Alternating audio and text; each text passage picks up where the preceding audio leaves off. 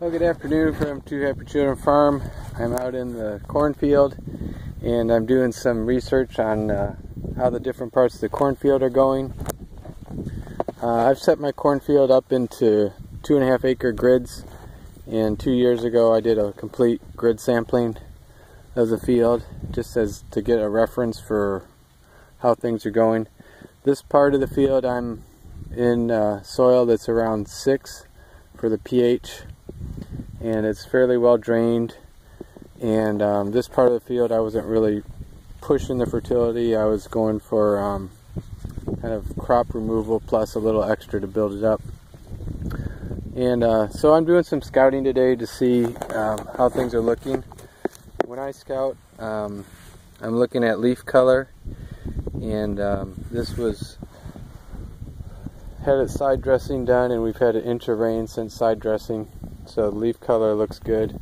I'm doing plant counts, so I have my tape measure with me, measuring off 17.5 feet and looking at plants that are all within about the same size. So for example, this plant here I would not count in my plant count.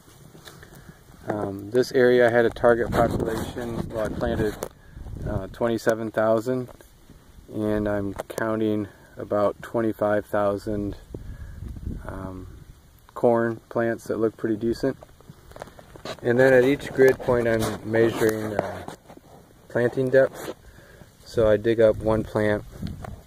This silver line here is 2 inches deep, and there's a seed. So this was just under 2 inches deep. And I look at the roots. They should be white, nothing dying, and they look good, and the stalk looks good. So we're at 1, 2, 3, 4, 5, 6, almost 7 collars, 7, 8, 9, almost 10 leaves right now. So that's what I do when I do my scouting at this point in the season. And then the other joy of no-till is occasionally I come across this volunteer tree. There's a volunteer tree. He doesn't look happy at all, but I pulled him up. Probably a hackberry that the bird dropped.